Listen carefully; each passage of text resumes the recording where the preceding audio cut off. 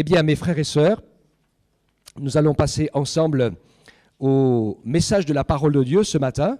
Alors, comme je vous ai parlé dans les annonces de la programmation d'un temps de jeûne et de prière, nous allons nous arrêter sur une des situations particulières dans l'Écriture qui a amené des hommes et des femmes à se tenir dans le jeûne et dans la prière. Alors, je ne sais pas, dans vos mémoires, c'est dans l'Ancien Testament, est-ce que vous vous rappelez d'événements particuliers qui ont entraîné le peuple de manière intense dans le jeûne et dans la prière? J'en profite pour faire un petit quiz, question.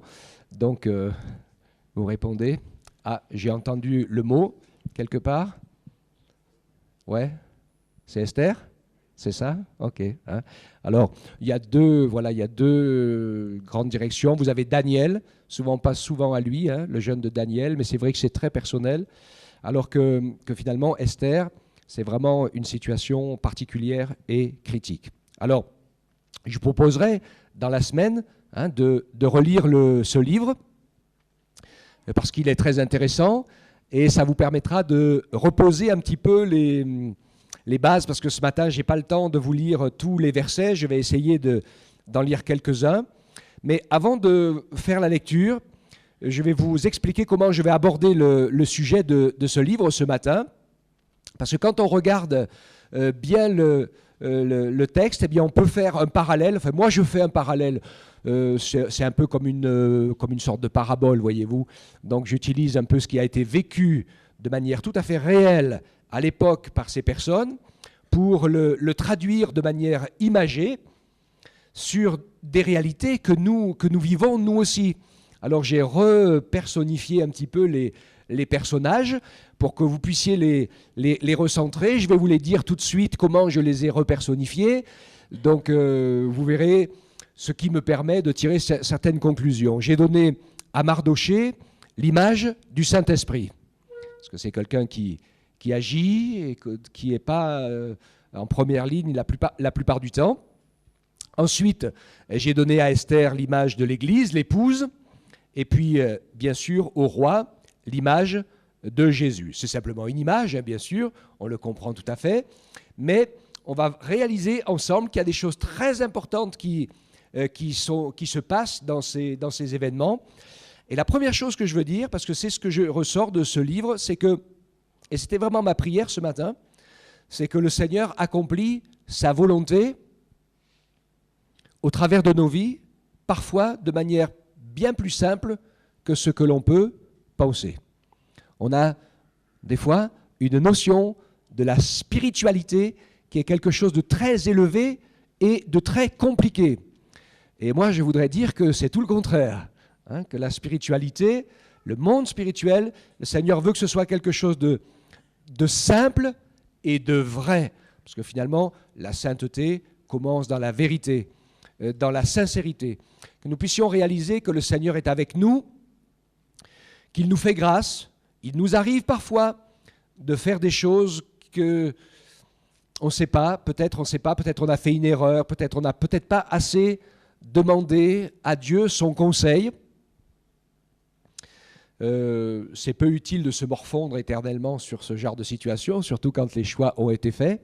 Ce qui est important, c'est de saisir la grâce et l'opportunité de Dieu pour pouvoir construire quelque chose dans les conditions de vie dans lesquelles nous sommes.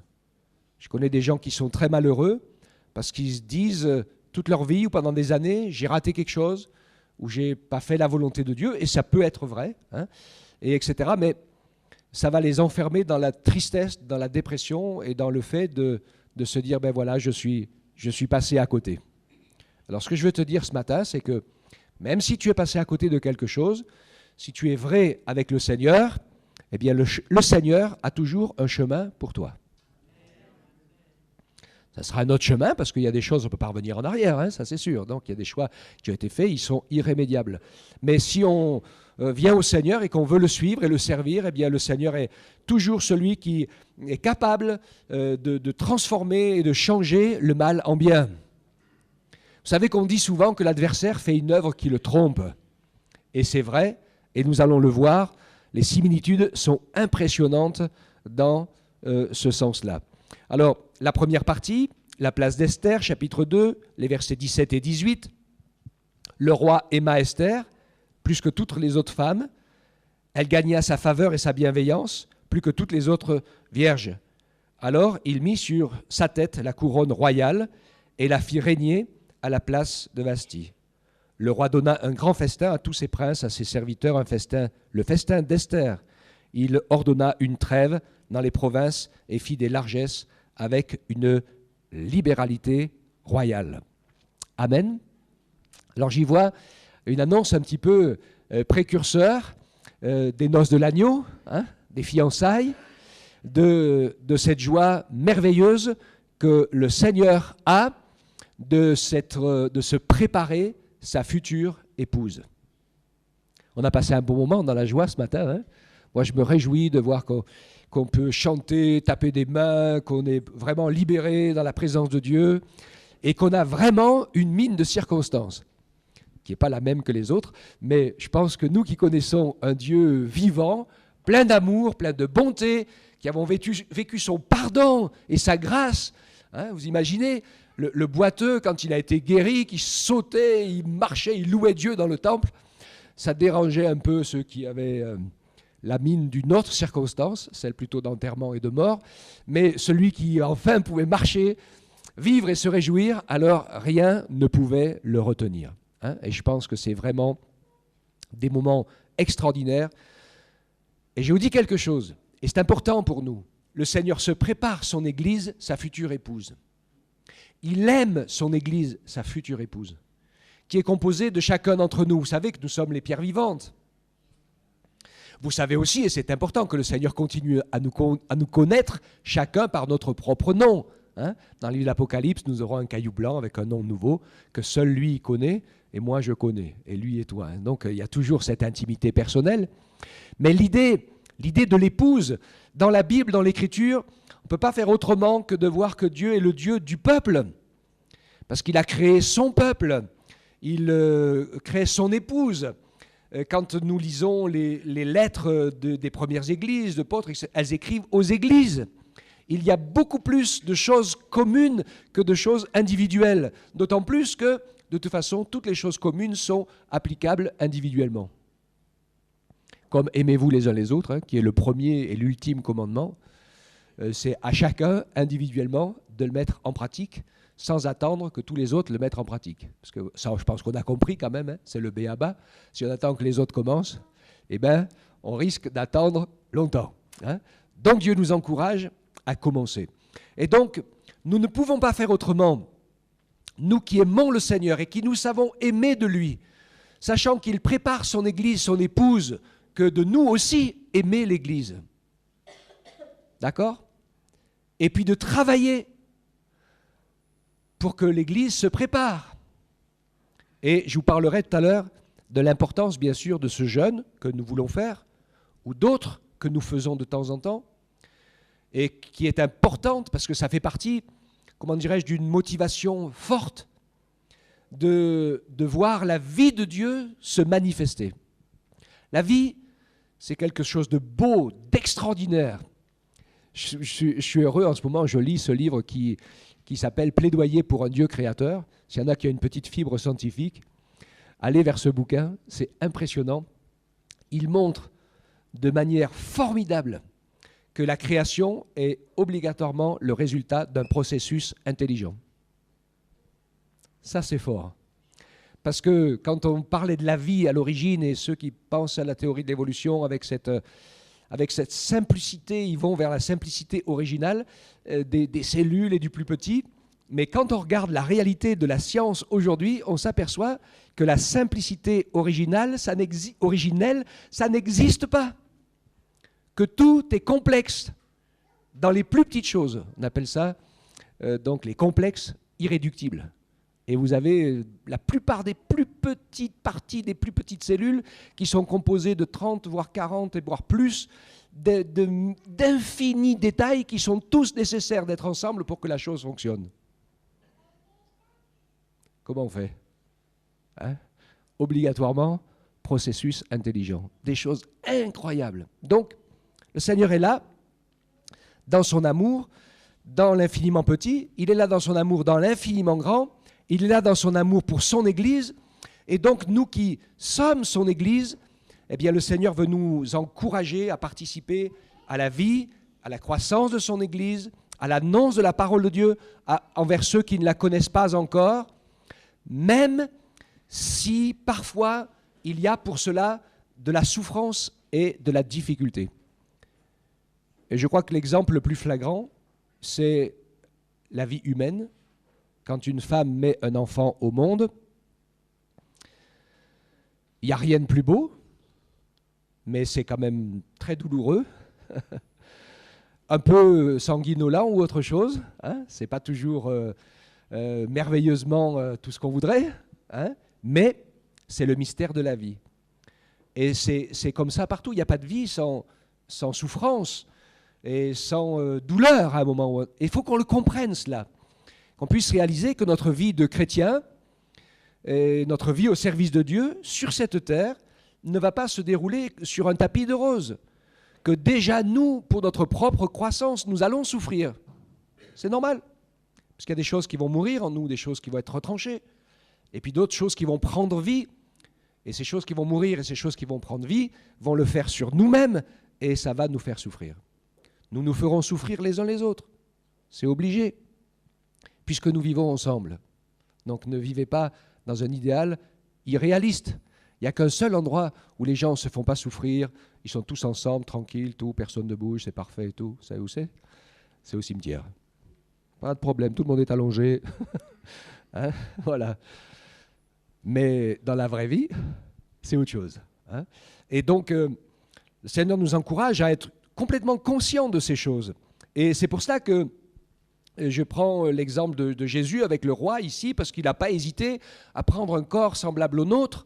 Et il a souffert lui aussi dans ce corps, la faim, la soif, il a souffert toutes sortes de renoncements. Bien sûr, on sait qu'il a lutté contre le péché, l'adversaire l'a attaqué sans jamais flancher, sans jamais faiblir. Il est resté pur, saint, parfait, jusqu'à ce que, souffrance des souffrances, horreur des horreurs, il prenne sur lui tous nos péchés et toutes nos maladies. Et donc là, on sait qu'à ce moment-là, il a affronté pour nous le péché, la maladie et la mort. Et c'était bien sûr le plus dur de tous les combats, mais il en a triomphé. Sans y échapper. D'accord, hein? Il n'y a pas échappé, il en a triomphé. C'était nécessaire qu'il puisse passer par là. Donc, quand on se remémore l'histoire d'Esther, c'est ainsi. Ensuite, nous avons un événement très particulier, Esther 2, 21 et 23, où nous voyons qu'à cette époque, Mardochée était en place à la conciergerie royale, et puis il y avait 2 eunuques du roi et le garde du seuil qui, dans un accès de rage, entreprirent de porter la main sur le roi. La chose vint à la connaissance de Mardochée, qui la fit connaître à la reine Esther. Esther le dit au roi. Au nom de Mardochée, on reprit une enquête qui aboutit, et on pendit les 2 eunuques à la potence. Cela fut enregistré dans les chroniques en présence du roi. Événement, c'est enregistré dans les chroniques. Vous savez que ça sert toujours de faire le bien, de servir le Seigneur et de marcher dans la vérité. Moi, je prends ici ce témoignage, celui que le Saint-Esprit nous aide à avoir par notre vie de fidélité, de droiture, de sainteté dans notre marche avec Dieu. Ça n'a jamais fait de mal à personne de faire le bien. Hein? Au contraire. Et Dieu nous encourage ainsi.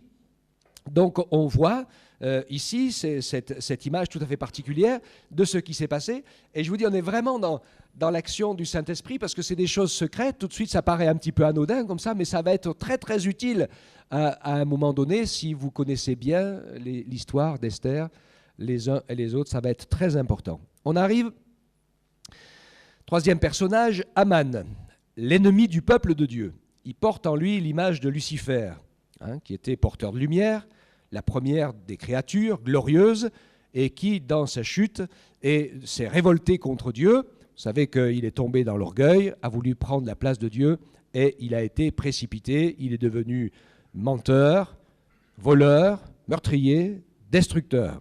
Et donc on voit ici tout d'un coup, je ne sais pas trop comment, que cet homme, Aman, arrive vers le roi, c'est Esther 3, je crois que c'est le verset 8, et Il dit, il y a partout des gens qui sont infiltrés parmi ton peuple, etc. Ils se distinguent, ils ne sont pas comme les autres, ça vaut rien de laisser ces gens en repos, qu'il plaise au roi, verset 9, de signer leur perte, je payerai, il donnera même de l'argent entre les mains des fonctionnaires du royaume, etc. Et le roi lui donne, prend de son doigt, le sceau, c'était la signature royale, et il lui donne pour qu'il puisse signer tous les décrets. Ah, on va dire c'est curieux ce qui se passe. Donc les lettres sont envoyées dans tout le royaume.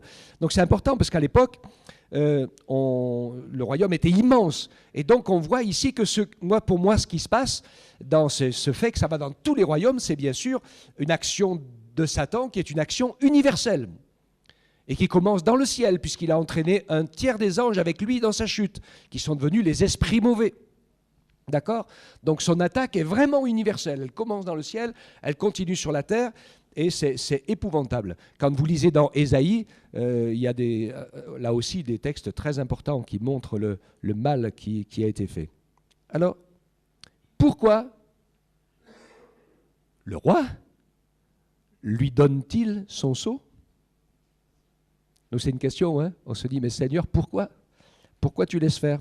Dieu laisse toujours le malin et les méchants accomplir leurs œuvres, puis, ensuite, ils seront jugés sur des faits et non pas sur des intentions. On ne peut pas envoyer quelqu'un à la condamnation éternelle sur un jugement qui ne repose que sur des intentions. D'accord? Parce que c'est bien trop grave. Et le jugement ne peut avoir lieu que pour des faits. Et donc, s'il y a des faits, eh bien, il faut les laisser faire. Donc il laisse le meurtrier tuer, le voleur voler, etc. Dieu laisse, parce que c'est la responsabilité des hommes. Maintenant, nous savons, on connaît bien la grâce pour l'Église, que ceux qui se sont repentis, Paul le disait, nous étions de cela avant. Mais nous savons qu'il y a toujours grâce et repentance pour revenir. La parole de Dieu nous dit que Dieu a enfermé tous les hommes dans le péché, la désobéissance, pour faire miséricorde à tous. C'est pour ça qu'il y a des choses qui sont curieuses et qui ne vont sûrement pas plaire à certaines personnes quand on pourrait découvrir au ciel la présence de certains. Ils vont être étonnés de s'apercevoir qu'il y a peut-être bien, et c'est sûr, au ciel, des gens qui sont plus pécheurs et plus misérables que d'autres qui sont dans la perdition. Seulement, on oublie une chose, c'est que la vérité de la parole de Dieu nous montre que la seule porte d'entrée pour aller au ciel, c'est le chemin étroit qui passe par Jésus, par la repentance de ses péchés et par la nouvelle naissance. D'accord? Et il y en a qui n'ont pas beaucoup péché et qui se disent « moi je suis sûr d'avoir une place au ciel », ils ne se rendent pas compte qu'ils sont déjà dans l'orgueil des fiers et que c'est le premier des péchés de se croire capable d'aller au ciel. Et je pense que ceux qui réfléchissent comme ça, j'en ai même entendu certains qui disent « je me retrouverai devant Dieu, j'aurai des explications à lui donner ». Je pense qu'avant qu'il commence d'ouvrir la bouche, le Seigneur va lui montrer juste le film de tout ce qui a traversé son esprit. Je pense que c'est bon. Ça devrait suffire. Il n'y a pas besoin d'aller plus loin. Et donc, il faut qu'on puisse être clair. Et on voit pourquoi cette souffrance, mais l'adversaire attaque et l'œuvre dramatique va se faire. En contrepartie, il va se passer, et donc ça va être un peu la clé de mon message, le jeûne qui va être déclenché, proposé par Mardoché, Esther chapitre 4, versets 13 à 17. Mardoché fit répondre à Esther, « Ne t'imagine pas, Majesté, que tu échapperas seul d'entre tous les Juifs, puisque Haman, il a mis un décret pour les tuer tous, Mardoché est compris, mais il y a quelque chose qu'il ne savait pas. » Il dit, verset 14, « Car si tu continues à te taire en cette occasion, le soulagement et la libération des Juifs surgiront de notre côté, mais alors toi et la maison de ton père, vous périrez. » Retenez bien ce qui est écrit ici. « D'ailleurs, qui sait si ce n'est pas pour une occasion comme celle-ci que tu es parvenu à la royauté. » Ok? Gardez bien ce texte. Tu n'échapperas pas tout seul. Si tu continues à te taire, Dieu nous libérera d'une autre manière. Et toi et ta maison, la maison de ton père, vous périrez. Mais est-ce que tu ne peux pas t'imaginer peut-être que c'est Dieu qui a prévu que tu sois là pour sauver tout le monde? Donc Esther fait répondre à Mardochée, va rassembler tous les Juifs qui se trouvent à Suse, jeûner à mon intention, sans manger ni boire pendant 3 jours, 24 heures sur 24, et moi je jeûnerai de même avec mes servantes, et dans ces conditions j'irai chez le roi, malgré la loi, et si c'est pour ma perte, je périrai. Donc on sait qu'il y avait une loi, c'était le roi qui décidait qui il appelait ou pas. Donc personne ne se pointait chez lui de sa propre autorité, même pas sa femme.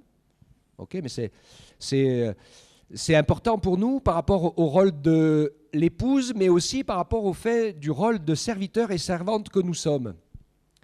Parce qu'il y a des gens, parfois, ils sont tellement copains avec Dieu qu'on se demande lequel des deux est Dieu. Ou qui commande, si vous préférez. Parce qu'en général, celui qui commande, c'est celui qui se prend pour Dieu. OK ? Et donc, c'est très important de voir ici, on a la définition de la grâce. Quelque chose dont, normalement, nous ne sommes pas autorisés, mais qui devient possible par la foi. C'est ce que David a fait. Quand, avec ses soldats, en fuite, ils ont mangé des pains de proposition et pris les armes qu'il y avait dans la tente à l'époque. Ils n'avaient pas le droit.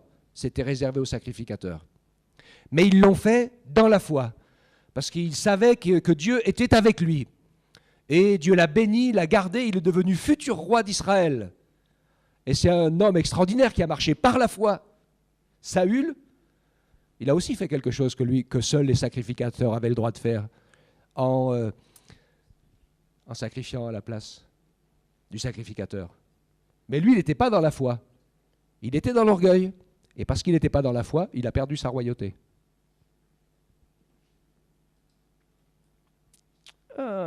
La balance est fine. Hein? Sans la foi, nous dit l'Écriture, il est impossible d'être agréable à Dieu. Et quelle est la différence entre nous et le reste des hommes et des femmes de la terre? Nous croyons fermement que Dieu est Dieu, que Jésus est son Fils, qu'il nous aime, qu'il nous a sauvés. Nous y croyons et nous lui avons donné notre cœur, notre vie. Nous marchons avec lui, nous vivons avec lui, même si c'est difficile et comme on le voit pour certains, même si ça doit nous coûter la vie. Parce que nous savons qu'il est le seul sauveur et que personne d'autre que lui ne peut nous emmener dans le ciel. Amen. Hein? Donc nous voyons ici cette position, bien sûr, du jeûne et de la prière pour que quelque chose se passe de surnaturel, parce qu'il est nécessaire que quelque chose de surnaturel se passe. C'est pour ça que nous le faisons nous aussi, parce que vous savez comme moi qu'aucun d'entre nous ne peut faire l'œuvre de Dieu de manière naturelle. Par notre témoignage, nous ouvrons l'écoute, l'oreille, et nous devenons écoutables. Mais par la puissance du Saint-Esprit, nous pouvons changer les cœurs, délivrer les captifs et permettre à des gens d'être pardonnés de leurs péchés. Uniquement. Ce n'est pas nous qui pouvons le faire, mais c'est le Saint-Esprit qui peut le faire avec nous. D'accord ? Donc on voit bien l'image ici. Hein. Et on comprend cette histoire de Jésus dans l'Évangile, même si ce n'est pas très stabilisé, qui nous dit que certains esprits ne sortent que par le jeûne ou par la prière, etc. Hein. Mais on comprend que c'est un combat qui n'est pas contre la chair ni contre le sang. C'est essentiel pour nous. Ce n'est pas les hommes, les femmes, ce n'est pas les autres, nos ennemis. Ne vous trompez jamais d'ennemis. C'est ceux qui les inspirent. Hein, bien sûr, le diable, les esprits mauvais, les princes de la puissance de l'air, qui a pris le pouvoir dans ce monde. Il a pris le pouvoir par usurpation dans le cœur des hommes en faisant tomber les hommes dans le péché. À ce moment-là, il a pris le pouvoir. Hein? Donc le seul moyen d'en sortir, c'est notre foi en Jésus. Amen. Donc, il y a ce temps de jeûne, de prière, tout le monde se prépare. Et vous allez voir dans le livre d'Esther, c'est très particulier, tout le monde prend son temps pour laisser le Saint-Esprit agir, mais tout le monde se prépare. Et nous, il faut qu'on fasse attention. Moi, j'ai cette tendance parfois à être pressé et à prier pour que Dieu fasse les choses tout de suite. Je voudrais aller plus vite que Dieu et je ne me prépare pas. Non, c'est pas comme ça que vous faites? Je suis tout seul. Comme je dis parfois, je vis des grands moments de solitude, surtout ici. Hein? Non, je pense qu'on est souvent comme ça. Hein? On voudrait que les choses se fassent. Mais eux, ils se préparent. dans le jeûne, dans la prière. Ils savent qu'ils ont besoin de quelque chose de surnaturel. Nous, c'est la même chose pour l'Église. Comment voulez-vous qu'il se fasse quelque chose de la part de Dieu dans cette ville, dans ce département, autrement que par l'action du Saint-Esprit? Mais il faut que nous nous y préparions. Il faut que nous en payions le prix. Si on n'en paye pas le prix, on n'en aura pas le résultat. Ça, c'est sûr. Et donc, ici, voilà donc ce qui va se passer. Et au jour et à l'heure qui avait été décidé, donc la reine Esther va dans la cour du roi, l'endroit où on ne va que si on y est appelé. Et elle y va, et elle obtient, c'est Esther 5.2, elle obtient la faveur du roi qui lui tend son sceptre d'or, elle s'approche, etc. Et il lui dit, reine Esther, quelle est ta requête, elle te sera accordée jusqu'à la moitié de mon royaume. Il le redit 2 fois. C'était un principe fort, très très fort à l'époque. Ça veut dire quelque part, c'était l'idée que la personne désignée ainsi, si elle voulait, elle devenait l'héritière du royaume. C'est pour ça que cette parole est reprise après dans l'Évangile aussi. Ok ? Et donc, oui, bien sûr, que nous, l'Église, l'épouse de Christ, nous sommes l'héritière du royaume. Alléluia. C'est pour nous qu'il l'a préparé. Et bien sûr, elle va le saisir par la foi. Et elle va garder son secret. Encore un peu. D'accord ?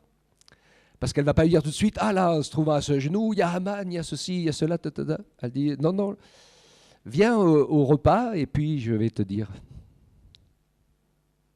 Alors les repas avec le Seigneur, c'est l'inverse du jeûne et de la prière, mais ça a le même sens, parce que c'est le sens de la communion.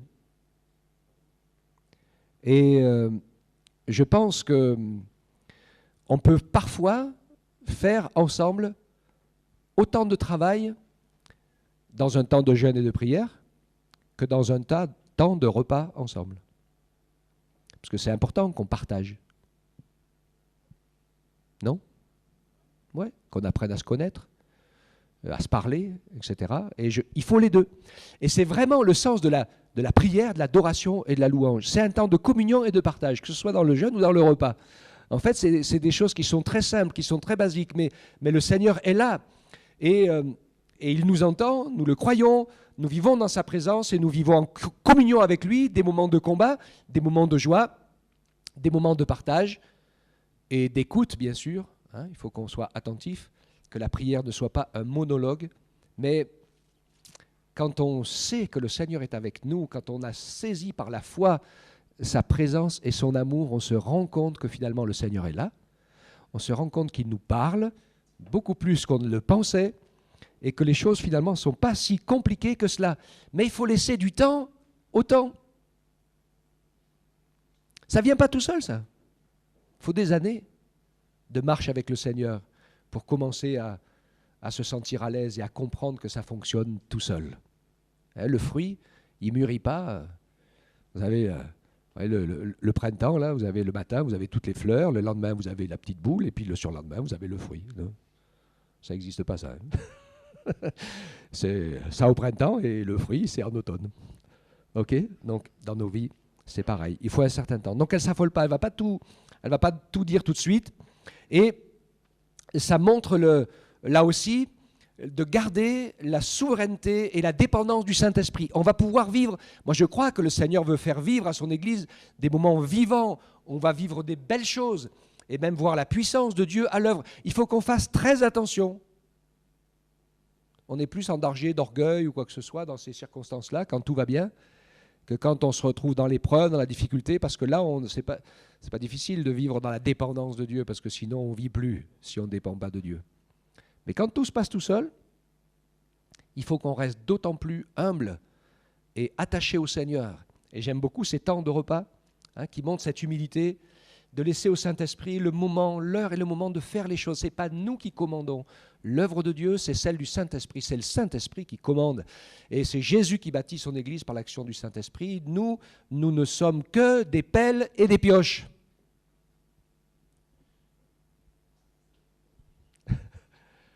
Elles n'ont pas de cerveau.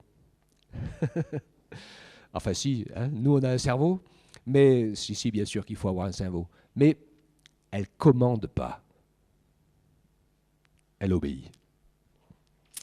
Et ça, c'est essentiel. Alors parfois, le Seigneur nous apprend à obéir les uns aux autres. Pas facile d'obéir. Hein. Mais c'est un test, c'est comme l'amour. Si tu dis que tu aimes Dieu, mais que tu n'aimes pas ton frère, que tu ne vois pas, et ton frère que tu vois, c'est que tu te trompes toi-même, tu n'aimes pas vraiment Dieu. Si tu dis que tu obéis à Dieu, mais que tu ne sais pas obéir à ton frère que tu vois, qui est ton responsable, hein, ou qui a besoin de toi, eh ben, tu te trompes toi-même aussi. Hein. Et ça fait partie des deux choses, soumission, obéissance, etc. C'est pas comment dirais-je, c'est pas de la bêtise que je dis, c'est important. C'est parce que c'est comme ça que Dieu fonctionne. C'est comme ça que ça fonctionne dans le Père, dans le Fils et dans l'Esprit. Sinon, Dieu n'est pas Dieu. Okay. Donc, Dieu nous encourage à pouvoir avancer en le servant dans le domaine spirituel, qui est la prière, le jeûne, le témoignage, nous laisser conduire par le Saint-Esprit, désirer ces choses, c'est essentiel, parce que ça fait partie de l'accomplissement de notre salut. Vous savez ce qu'il lui a dit à Esther? Il dit, si toi tu y vas pas, il ne faut pas que tu t'imagines que Dieu trouvera une autre solution, mais t'imagines pas que tu vas te sauver toi, toute seule. Et quand je lisais ce texte, ça me fait penser à Ézéchiel 3, les versets 17 à 21, qui dit « Fils de l'homme, je t'établis comme une sentinelle sur la maison d'Israël. Tu écouteras la parole qui sort de ma bouche et tu les avertiras de ma part. Et quand je dirai au méchant, oui, tu mourras, si tu ne l'avertis pas, si tu ne parles pas pour avertir le méchant de se détourner de la mauvaise voie et pour lui sauver la vie, ce méchant mourra dans son injustice. Mais je te réclamerai son sang. » Et pareil pour le juste, quand on lit, hein, il dit la même chose après, si le juste se détourne de sa justice, fait ce qui est pervers, etc. Si tu ne l'avertis pas, je te réclamerai son sang. Hein. Et je pense qu'il faut qu'on soit vraiment attentif à ces choses. Alors, dans notre récit, nous voyons que Esther va donc inviter le roi à venir manger, puis une deuxième fois, elle va inviter le roi à venir manger, et Aman, dans son petit monde, lui, il se voit, il a un problème d'interprétation. Il rentre chez lui, il dit « Et je suis le seul que la reine Esther a invité à manger chez elle avec le roi. » Vous imaginez, hein? Le pauvre. Il ne savait pas vraiment ce qui lui pendait au nez. Hein? Il avait la fierté d'être le seul à avoir été invité le premier jour. Et donc, quand il rentre chez lui, on comprend, hein, que ce que dit, c'est les Proverbes qui dit plusieurs fois, l'orgueil précède la chute. Et lui, donc, il ne se rend pas compte. Et on voit ici, bien sûr, l'homme pécheur, les hommes qui entendent la voix de l'adversaire. Ils sont insensés. Ils ne se rendent pas compte qu'ils sont déjà morts. Et c'est ça qui est dramatique aujourd'hui. Quand on peut dire, on voudrait dire à quelqu'un qu'il est perdu. Il y a des gens qui disent « Ah, je suis perdu, alors il faut que je choisisse devant moi entre la vie et la mort. » J'ai dit « Non, tu n'as pas à choisir entre la vie et la mort, tu es déjà mort. Depuis longtemps. La seule chose que tu peux faire, c'est y rester ou alors choisir la vie. » Et donc, il faut le leur dire parfois, hein, aux gens qui ont l'impression, ils sont là, ils disent, ils sont comme au supermarché, je choisis le poison ou je choisis la bonne nourriture. Ils disent, non, non, non, tu ne choisis pas ou le poison ou la bonne nourriture, tu es déjà empoisonné. Maintenant, tu n'as plus qu'à choisir l'antidote ou pas. Hein, c'est ça la vraie réalité. Hein. Et donc, voilà le problème comme il l'est. Et ensuite, bien sûr, comme la reine Esther, elle prend son temps, comme elle ne fait pas le boulot d'elle-même et qu'elle laisse le Saint-Esprit agir et conduire. Le Saint-Esprit va agir et conduire, et dans la nuit, le roi va avoir une insomnie. Vous vous rappelez de ce récit, hein? Et là, avec cette insomnie, il ne peut pas dormir. C'était impressionnant, les rois à l'époque. Il dit, il ne peut pas dormir, donc il a réveillé la moitié de sa maison. Le roi ne peut pas dormir, donc il faut... hein? Allez donc me chercher les chroniques de l'histoire du royaume, qu'on me les lise un peu. Donc on lui fait la lecture des chroniques du royaume, tiens, comme par hasard. Et en lui faisant la lecture des récits qui s'étaient passés dans les années passées, voilà qu'il tombe sur cette histoire de Mardochée, qui avait évité qu'il se fasse assassiner. Oh, il dit, mais c'est super ça. Il dit, qu'est-ce qu'on a fait pour récompenser Mardochée? Ben, rien du tout. Comme quoi, vous inquiétez pas. Hein, en faisant le bien, comme je disais tout à l'heure, même si personne ne le voit, même si personne ne le reconnaît, Dieu le voit. Et il dit, même celui qui donnera un simple verre d'eau à l'un de mes enfants, parce qu'il est mon enfant, c'est pas n'importe quoi, c'est pas parce que simplement il a soif non plus. Hein. Ça, c'est normal, tout le monde doit donner un verre d'eau à celui qui a soif. Mais il dit, mais parce qu'il est mon enfant. C'est une prise de position par rapport à Jésus, hein, d'accord? Eh bien, il ne perdra pas sa récompense, ok? Hein? Et donc, on voit que, eh bien, là, il va se passer un événement conduit par le Saint-Esprit. Et dans cette situation, je n'ai pas repris le texte ici, mais vous verrez que c'est de la folie, parce que quand tout le monde est réveillé de bonne heure dans le royaume, Aman, il se pointe pour venir au deuxième repas, et le roi l'attend, avec une question, alors là c'est le summum du summum, et il dit, qu'est-ce que tu penses que le roi devrait faire pour un homme qu'il veut honorer? Alors lui, évidemment, à qui il pense? À lui-même. Il dit, tu devrais lui donner ton manteau, et puis ta couronne, et puis prendre ton cheval royal, le sceller, et puis tu le fais monter dessus, puis tu le fais promener par un homme important, et tu lui fais dire, voici ce que le roi fait à l'homme qu'il veut honorer. Et le roi lui dit, c'est bien, vas-y, prends mon cheval et fais tout ça pour Mardoché.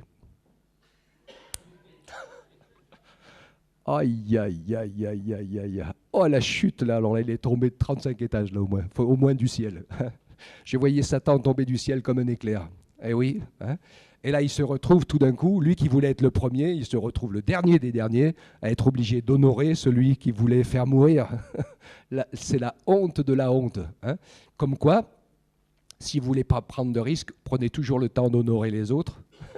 C'est quand même la meilleure des choses à faire, c'est ce que disait Corinne. Hein. Même des gens qui viennent ici, certains sont en grande difficulté, mais on veut les honorer quand même, parce que tous les êtres humains sont des êtres humains et ils méritent d'être honorés. Et même ça n'empêche pas des fois que quand on n'est pas d'accord, on dit « je ne suis pas d'accord avec toi, puis je ne veux pas que tu fasses ça ». Bon, ben voilà, hein, mais ça n'empêche pas d'honorer quand même dans son cœur, dans la réalité, etc. Amen. Hein.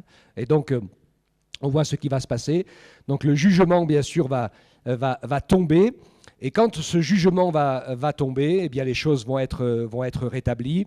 Vous lirez la suite du récit.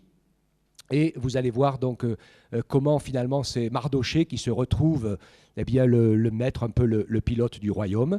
Hein, et donc on voit ce royaume rétabli. Ça nous fait penser au ciel finalement après, hein, ou au règne de Dieu pendant les 1000 ans sur la terre, comme vous voulez, hein, avec Jésus, avec son épouse et l'Esprit qui règne et qui font en sorte que, et bien sûr, la loi se passe. Et au lieu de tuer tous les Juifs et de tous les piller pour pouvoir faire rentrer des richesses dans le royaume, eh bien, tout le monde va être taxé pour que chacun paye sa part pour que le royaume soit riche.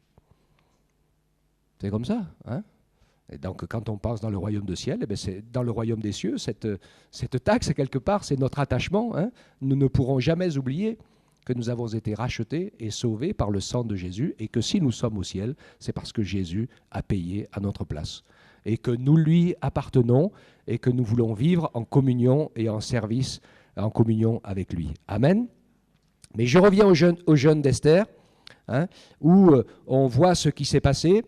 Je le dis pour nous, l'Église, l'adversaire va tout faire ce qui est en son pouvoir pour nous détourner, pour nous arrêter, et même tenter de nous éliminer. Parce que quand l'adversaire voit qu'il n'arrive pas à arrêter l'Église qui grandit, il déclenche une guerre civile.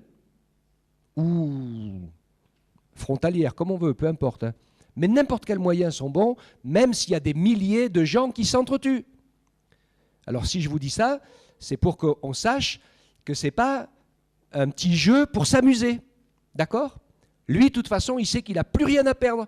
Toutes les cartes sont grillées, il va droit dans la perdition éternelle et il n'a qu'une seule ambition, c'est d'en entraîner le maximum avec lui et d'essayer d'anéantir pour que le plan de Dieu ne se réalise pas. C'est une guerre à mort, sachant que lui, il est déjà mort. Donc il faut qu'on fasse bien attention. Parce que notre adversaire, le diable, rôde comme un lion rugissant pour chercher qui il va dévorer. Et s'il peut en choper un pour le dévorer, je peux vous garantir, il va le dévorer. Donc on a intérêt de se tenir dans l'armure, je ne veux pas vous le dire, ce n'est pas mon propos ce matin, hein, mais le bouclier de la foi, l'épée de la parole, etc. Toutes ces choses qui nous montrent que nous sommes des soldats. Et moi ce que je veux dire ici ce matin pour nous, c'est que comme nous sommes cette Esther, eh bien nous devons savoir que nous sommes des soldats, Parce que nous avons cru en Jésus, nous l'avons reçu, donc nous sommes devenus ses enfants, donc nous sommes devenus avec lui ouvriers, avec la même mission qui est celle de poursuivre pour que le plus possible de gens soient sauvés. C'est pour ça qu'on est là. Dieu ne nous laisse pas sur la terre simplement pour qu'on soit heureux et qu'on vive en voyant sa main puissante et bénissante nous garder chaque jour. Il nous laisse sur la terre pour qu'on puisse en sauver encore le plus grand nombre.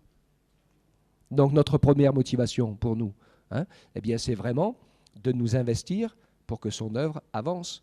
Et c'est pour ça que je vous encourage, je vous supplie, participez à la prière, participez aux jeunes, participez aux activités de l'Église, participez à des choses, mais priez pour que quelque chose se passe. Prions pour que quelque chose se passe de spirituel, de surnaturel, qui vienne de Dieu, parce que ne croyons pas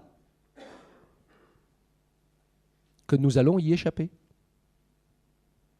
Parce qu'il y a bien d'autres pays qui pensaient que ça leur arriverait jamais.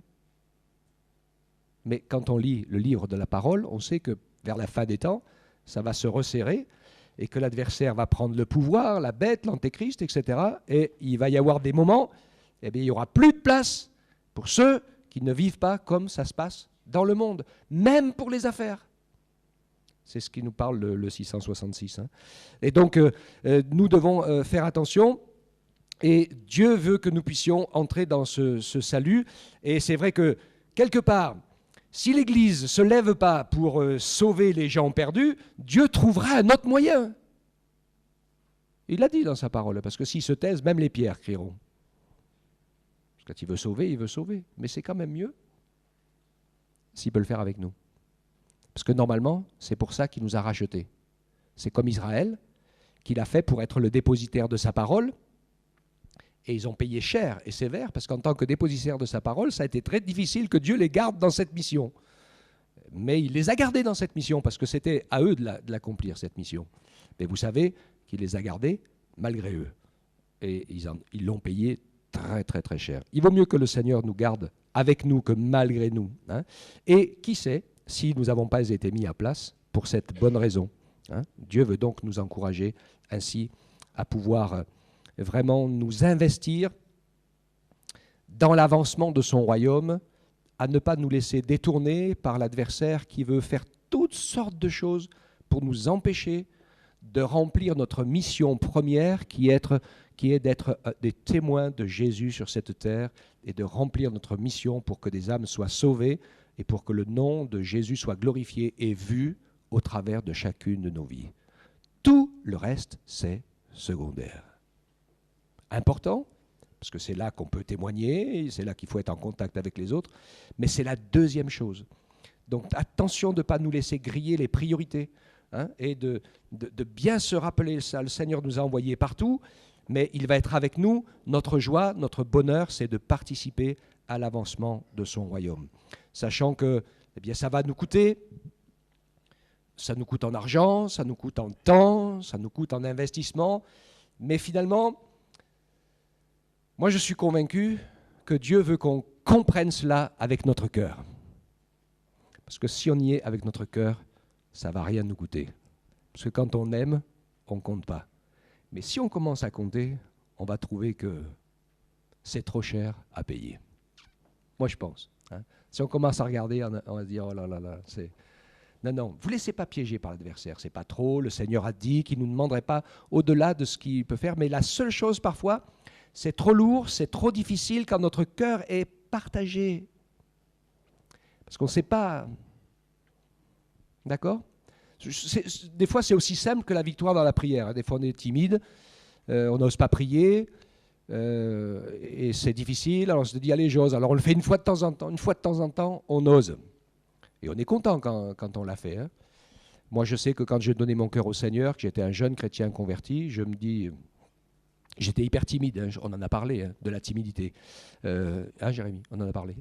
J'étais un hyper timide, c'était compliqué. J'ai dit, Seigneur, à chaque fois que je viens dans ta maison, j'ouvrirai ma bouche.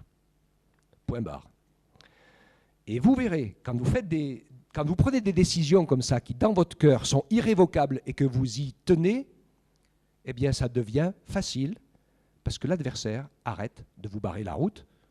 Il sait que c'est perdu d'avance. Tant qu'il sait qu'il... Parce qu'il ne lâche pas, hein. J'allais dire un mot, mais ce n'est pas un mot gentil. Hein. Il ne lâche pas le morceau, jamais. Tant qu'il sait qu'il va pouvoir faire un pas en arrière, tant qu'il sait que c'est peut-être sûr, mais pas si sûr, il va vous embêter. Et plus vous êtes sur l'équilibre en disant oh, je tombe à droite, je tombe à gauche, plus alors il ne va pas vous lâcher en se disant allez, un petit coup de plus, et cette fois, je l'attrape. C'est comme ça que ça marche. Hein. Ah oui, oui. Mais si c'est que vous êtes déterminé, que c'est clair dans votre tête, que vous avez une mission et que vous allez la remplir, et que rien ne pourra vous y empêcher, il va s'arrêter sur ce point-là. Il essayera sur autre chose après, sur vos points faibles, en disant « Oh, mais qui tu es, toi? T'es pas digne, t'es pas ceci. » Oui, vous connaissez la musique, hein? Ouais, ok. Là, déjà, je me sens moins seul. Ok, donc, il n'y a pas de problème. Tout est possible, tout, il essaye par tous les moyens. Dieu nous fait grâce. Donc voilà, j'ai pris cette vie d'Esther, ce moment particulier, parce qu'il y a eu ce temps de combat spirituel dans le jeûne, dans la prière, parce que ça ne s'est pas fait tout seul. Mais Dieu avait préparé les choses en avance, comme il nous a préparé, nous, son Église, nous sommes là. Ce n'est pas pour rien hein, qu'on est déjà là, dans la prière, précurseur, et qu'on peut commencer à porter dans la prière et dans le jeûne les plans et les desseins qui sont dans le cœur de Dieu. Et le faire ensemble, pour qu'il se passe quelque chose. Hein, parce que c'est vrai qu'on disait avec Étienne, c'est pas évident. Où on peut faire de la maintenance, hein, parce qu'on est bien comme on est ensemble, dans de petits groupes, hein, et c'est assez tranquille, ça ne se passe pas trop mal. Hein. Ou alors on peut remplir sa mission, et puis commencer à devenir cette épouse qui fait des enfants, même dans la douleur, mais elle fait des petits pour Dieu, hein, qui viennent au Seigneur, et ça c'est la plus grande des joies. Quand on peut voir quelqu'un qu'on aide et qu'on fait partie de ceux qui les emmènent à Dieu, c'est le plus grand de tous les bonheurs. Tout l'or du monde ne vaut pas la joie d'avoir vu quelqu'un et d'avoir participé au fait de le faire passer de la mort et de l'enfer à la lumière, au salut pour l'éternité. Alléluia. Ça n'a pas de prix. C'est la plus belle de toutes les choses. Que Dieu soit béni et glorifié. Amen. Nous prions le Seigneur tous ensemble. Nous te louons, Père. Nous bénissons ton nom parce que tu es tout-puissant. Nous te rendons grâce parce que ton amour est infini. Et nous voulons ensemble t'exalter, Seigneur, parce que nous savons qu'il y a en toi le pouvoir et le faire pour toutes choses. Je te prie, Seigneur, dans ta grâce, de fortifier notre cœur pour que nous puissions comprendre ce que tu attends de nous et que nous nous mettions à agir en conséquence.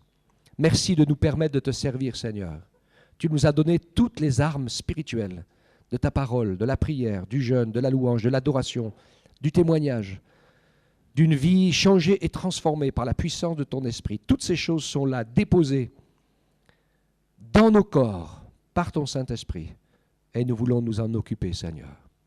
Aide-nous à travailler ce beau jardin que tu nous as donné pour qu'il porte du fruit, que des âmes puissent être sauvées, que ton Église brille au milieu des ténèbres et que les perdus, les désespérés voient que ceux qui marchent avec toi sont des gens dans la paix, dans la vie et dans la vérité. Oui, Seigneur, nous le croyons. Tu es souverain. Ta parole est éternelle.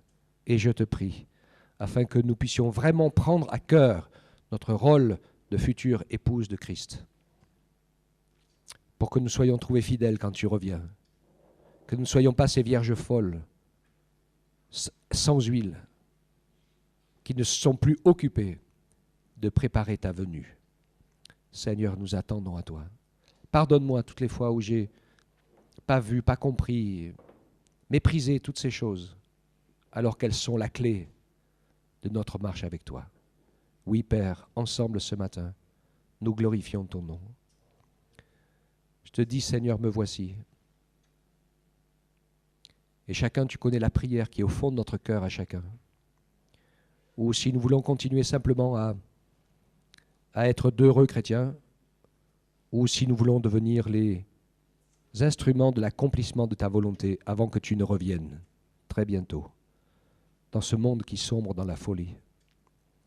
Seigneur, viens nous remplir de ton Esprit Saint. Viens renouveler notre cœur. Viens nous aider à avancer malgré les petites choses qui parfois nous piquent un peu des uns et des autres. Fais-nous grâce, Seigneur, pour que nous puissions, les uns et les autres, devenir ce que tu as prévu que nous devenions.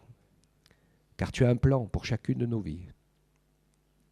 Tu as prévu plein de belles œuvres préparées d'avance pour que nous entrions dedans et que nous les pratiquions. Et comme tu nous le disais ce matin, Seigneur, donne-nous d'être fidèles dans toutes les petites choses que nous comprenons, que nous voyons, afin que tu nous confies aussi ensuite celles que nous ne voyons pas encore, que nous n'avons pas encore comprises, mais qui sont déjà là, et que tu veux faire pour ta gloire et pour ton honneur. Sois béni ce matin, Seigneur. Amen. Amen.